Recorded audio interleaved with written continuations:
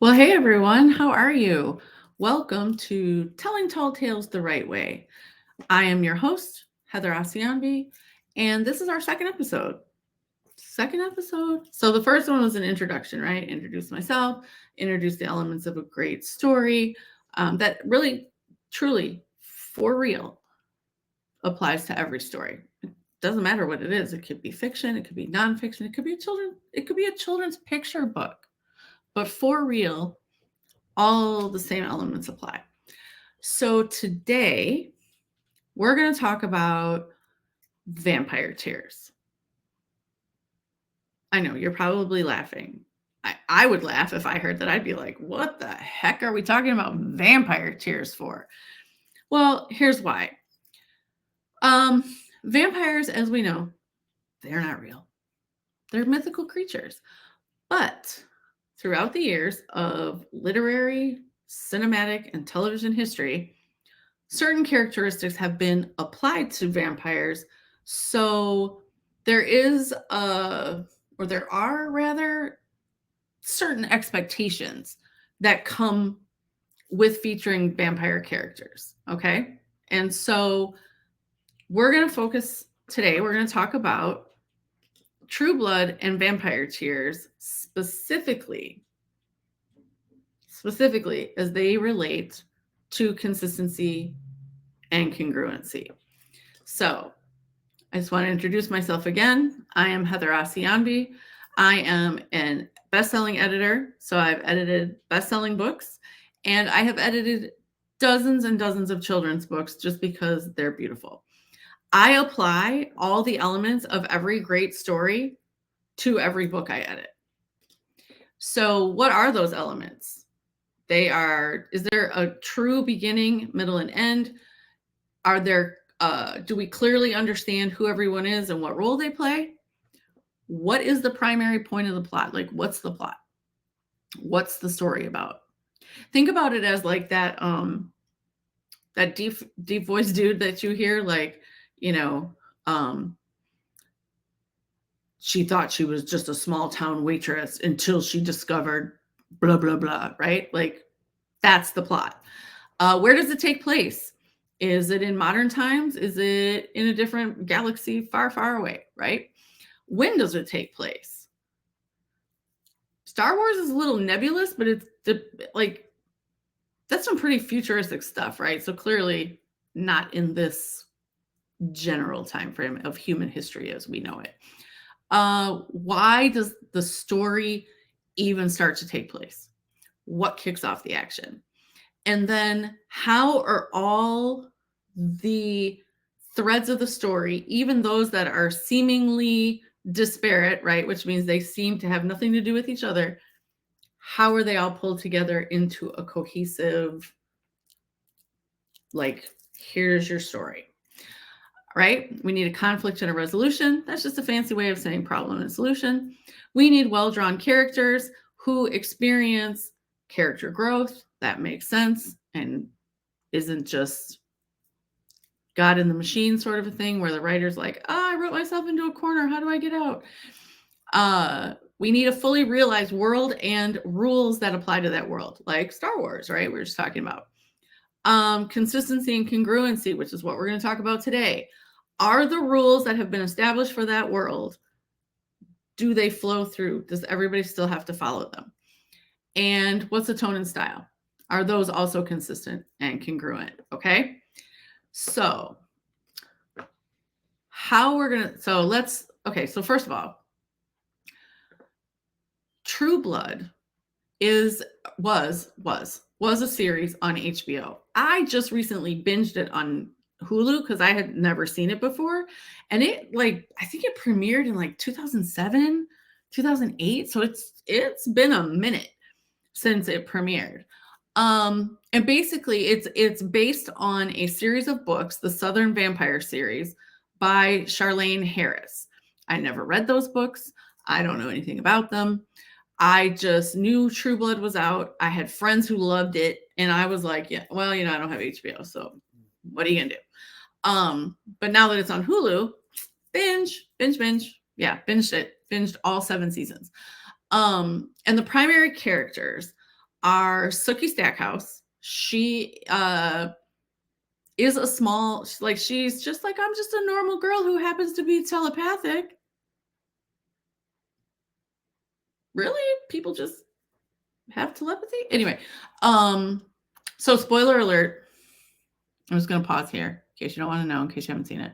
Sookie's part fairy, like actual fairies, like with wings, right? They don't actually have wings, but I'm just saying she's part fairy. Like when you think of a fairy, we typically think of them as having wings, right? And certain magical powers. William Compton is her primary love interest for the series, and he is a vampire who was turned in 1865-ish when he was on his way home from the Civil War. So this is also where like time and place come in, right? Because we do jump back and forth in time. Luckily, we have those little lower thirds that tell us we're here at this particular year or whatever, right? So True Blood takes place in the fictional town of Bontemps, Louisiana, which is like a 4 or 5 hour drive from New Orleans and near Baton Rouge-ish. And then the third character that I'm going to mention is Jessica Hamby. Now, Jessica was turned into a vampire when she was 17 as punishment for Bill killing another vampire without permission. I mean, okay. Yeah, so in this world, okay, if you think human politics are complicated, the way vampire politics are written, no sense. None. Like, how do you get to be the king of Mississippi or the queen of Louisiana? Like, who appoints you? And we don't even find that out until like later seasons, which makes me think like, and if you've read the books, let me know. Like, do we know how these people get into power and how they get to be who they are and pass laws and judgments and convict, punishments and stuff like that? Like, how is it described in the books? But anyway, I mentioned Jessica Hamby specifically because Bill turns her into a vampire as punishment for killing another vampire without the aforementioned permission.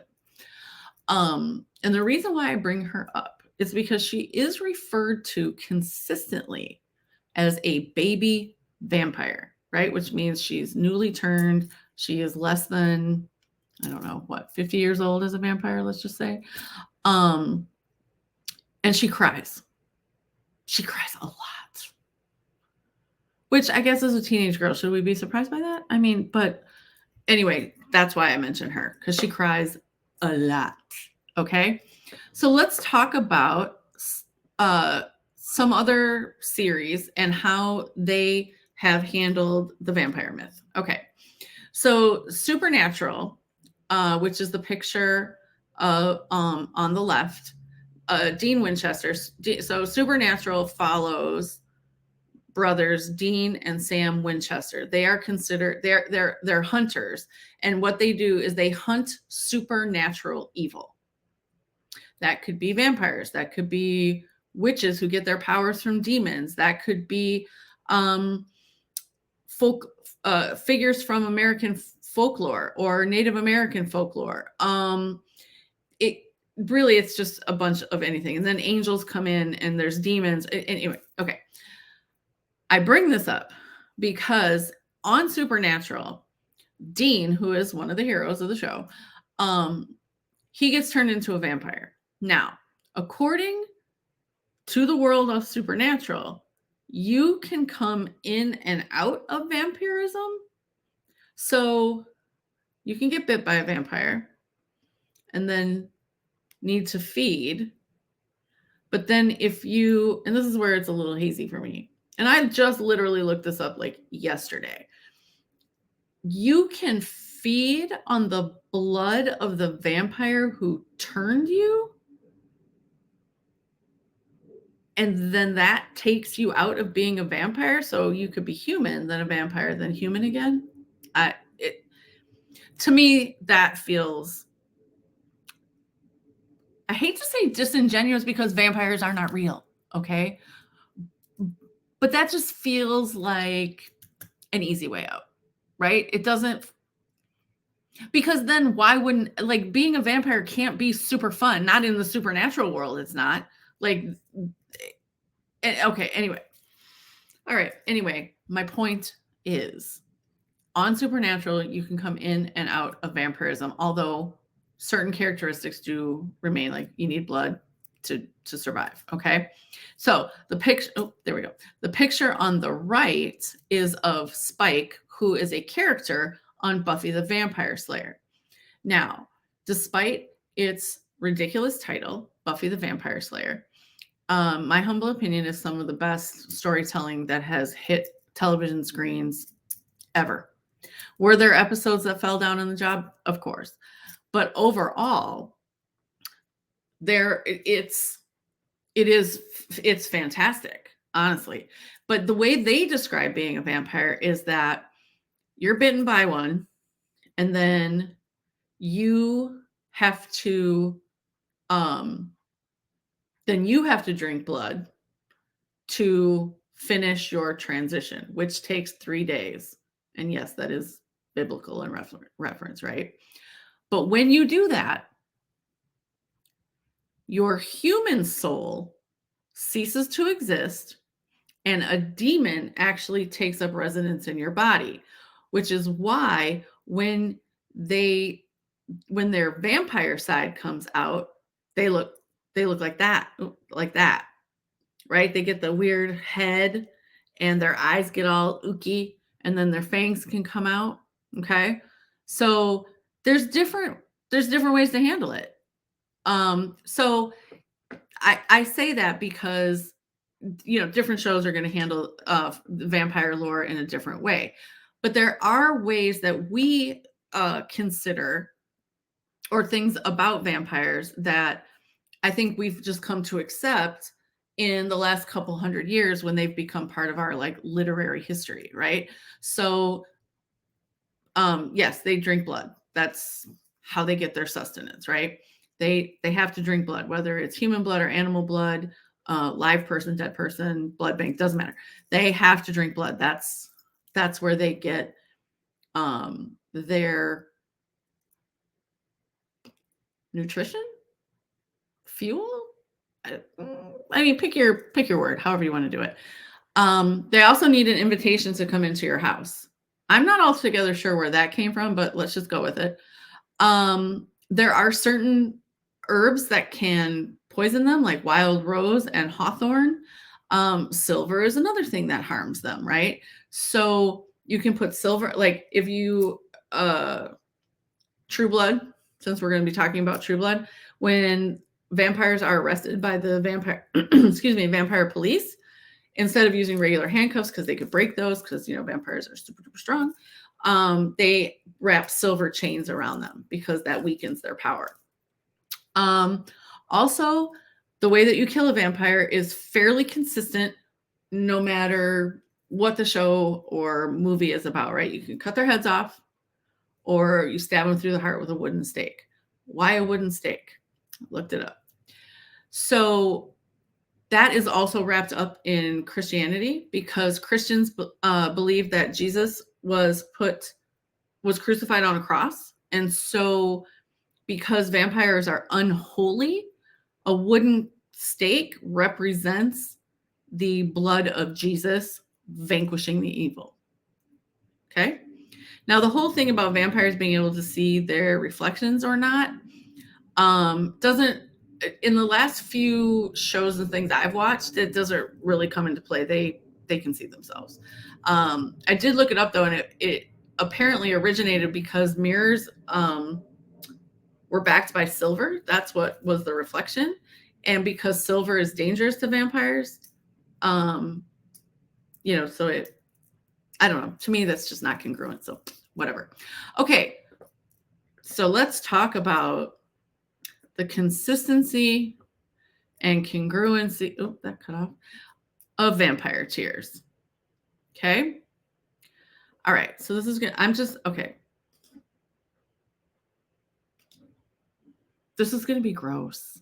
Let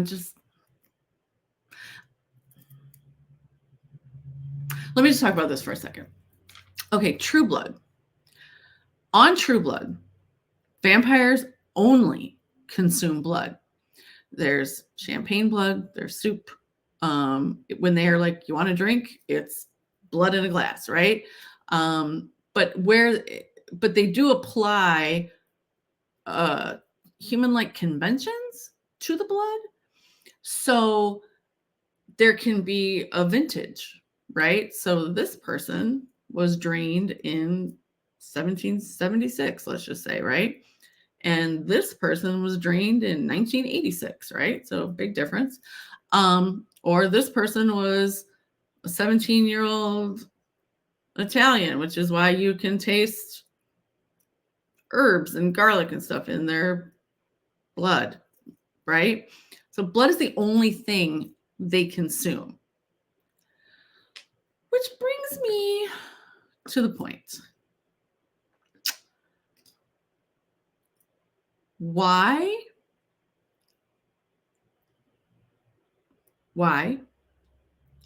if vampire tears are blood? Okay, again, I'm just warning you, this is gross. I'm sure you can kind of know where I'm going with this at this point. Why are their bodily fluids not all blood then? Why is their saliva not blood? Their tears are blood and they only consume blood. Why is their saliva not also blood? They bleed blood, right? Like, that sounds funny, doesn't bleed blood, but you know what I mean, right? So if they're cut, they bleed, which it brings up another point altogether about heartbeats. We're just not going to even go there. We're focusing strictly on the vampire tears. And I'm just going to say this, and again, here's your gross warning. There's a lot of human vampire sex on True Blood. So if vampire tears are blood, wouldn't all their bodily fluids be blood? I told you it was gross. But this is what I thought of when I was watching it. I was like, wait a minute. And a friend of mine keeps saying, you know what, put that aside, get over it. And she's right, because whenever we're consuming fictional material, whether it's a book, TV, or a movie, there's a certain amount of disbelief that we have to suspend, right? We have to be willing to let go of everything we know about the real world to pop into the world of the book, TV, or movie, right? So we have to be willing to suspend our disbelief. And I can do that. I do it all the time. I read books that are fantasy books, the Harry Potter, the whole series. I read those books more than once, for real. I did. And I love them. Yeah, it doesn't mean I don't have my quibbles. I do. But okay. But again, if you're going to construct a world and give it rules, such as vampires only consume blood, they cry tears of blood, then all bodily fluids should be blood. I'm just saying. Okay? But how could they fix this, right? This is one thing to point fingers, right? I'm not the creator, but oh, you're the critic sitting in the corner pointing fingers. Well, actually, I feel like the Vampire Diaries could have come to the rescue on this. Wait, did the Vampire Diaries? I think the Vampire Diaries started before. I should look that up. The Vampire Diaries, I believe, started before True Blood, or short. Well, it doesn't matter. Anyway, this is why I say Vampire Diaries could have solved all these issues. And any show that incorporates vampires really should follow their example. Okay, and here's why. So in this picture, you see Damon Salvatore and Elena Gilbert. Okay.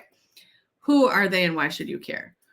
Damon Salvatore and Elena, and then Damon's brother Stefan are a love triangle. Damon and Stefan are vampires. Elena is not, although she is a vampire at one point. It doesn't matter. Okay, anyway, my point is very early in the series, and I want to say like episode 1, no, maybe 2 or 3, and I don't remember who Damon is talking to. Trust me, I gave it a Goog in every known every iteration I could think of, and I couldn't find the exact episode or who he was talking to. But you see in that slide, he's sitting down, he's eating a cheeseburger, he's having French fries, drinking a beer, right? A character, it was either Elena or her friend Vicky, who Damon turned into a vampire, asking, wait a minute, don't you drink blood? And he was like, well, yeah, of course I do. I have to have blood, to keep up my strength, to keep up my speed, my super duper vampire hearing, my eyesight, all the vamp things. Oh, I probably should have mentioned all that too. Anyway, vampires are super strong, great hearing, amazing eyesight, and very fast. Kind of fast. So he's like, yeah, I have to have all this. I have to have blood to do all of this. But otherwise, my body works just the way it would. So he can enjoy a cheeseburger just like I can enjoy a cheeseburger. The difference is I will gain 5 to 10 pounds for smelling a cheeseburger, and he's a vampire and he can eat whatever he wants and not gain an ounce. Okay? Not fair. I know. But anyway, so I feel like by establishing that precedent, like right off the bat, the creators of Vampire Diaries let viewers know exactly how vampires would be governed in this world, like their characteristics, their behavior, their, all of the things. And I feel like more shows could do that, right? Like establish the rules. Not that Vampire Diaries didn't fall down. There is a huge episode. Well, there's a component, and we are going to get into it. Not this season, maybe next season. But I'm just letting you know that, played loosey-goosey with the rules. But by doing this one simple thing, yeah, I need blood for fuel, to, sustenance and fuel my life form. But I can eat and drink anything else I want because everything else pretty much works the same. Okay, well, that tells us a lot. So you can cry regular tears, you have regular spit in your mouth, and other bodily fluids are also more human in nature, which makes the whole idea of human vampire sex a lot less disgusting, right? So there you go. So that's how I really feel like True Blood could have solved it. Either that, or they just don't cry vampire. They just don't cry red tears. Like, why are they crying blood? Okay. So they violated their own rules. And also, I found a Reddit thread that talks about how in later series, which I also noticed, that as the vampires, like if they're getting emotional, right, and they're about to cry, and their eyes start to well up with tears, in earlier seasons, that would have been like little red rimmed eyes, right? But in later seasons, it's just regular human tears. Now, when the tears fall, that's blood. And I know it's a small thing, as my friend says, I should really just get over it. And I will, one day. But I'm just saying, if that's the rule you're going to establish, then let's make the rule. Make it consistent across the board. Otherwise, make your vampires, whatever rules you choose, just make sure you adhere to them from start to finish. The Vampire Diaries took care of that. Hey, I need blood, but I can eat and drink whatever, right? One thing I will promise you, though, is we will never discuss that other series that takes place in Seattle with vampires that sparkle in the sun. I'm never going to talk about that.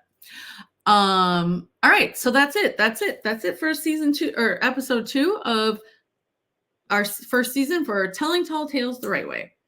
Again, use the comments. I want to know, what do you think? What do you think about this whole concept of that I've talked about, like, right, with rules and the worlds you've constructed?